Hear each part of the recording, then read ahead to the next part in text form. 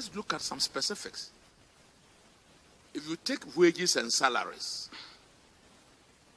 servicing of our debt, number 2, and statutory payments, these 3 amount to 107% of total revenue. 3 items amount to 107% of total revenue. So how do you run the country? Wages and salaries, statutory payments, debt service. 107% the total revenue. When we sat down to put figures together to do the budget, we had sleepless nights. But we have to create a space, by all means, fiscal space, to run the country. Hence, we need to look at the statutory payments, adjust the law, and make sure that total statutory payments will not exceed 25% of GDP. We've done that. And we didn't end there. We had a budget that also did away with about 7 taxes. So in the face of these difficulties, if we had to withdraw certain taxes, then that gives you an indication about this government's own idea about taxation. We think that there are a lot of nuisance taxes in the system that need to be removed.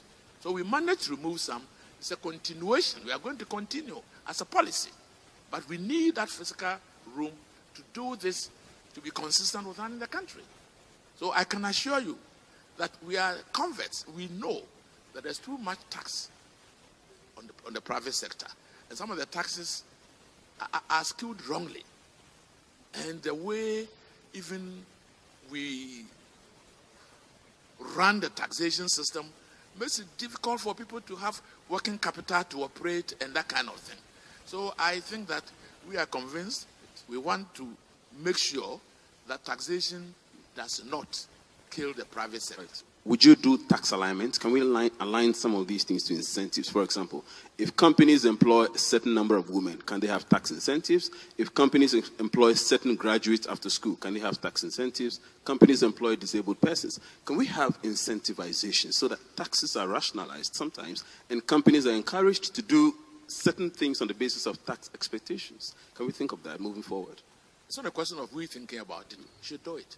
And this is where you come in also.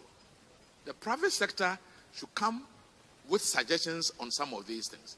If we want to introduce apprenticeship, as the Germans have, and we are going to throw onto industry to train certain people, they cannot just train them free of charge. There must be an incentive for people to accept to train the youth and provide them with skills. And this can come through the window of taxation. So we will be too happy to receive from the private sector some suggestions in this direction. Because we are in the boat together. We must always bear that in mind.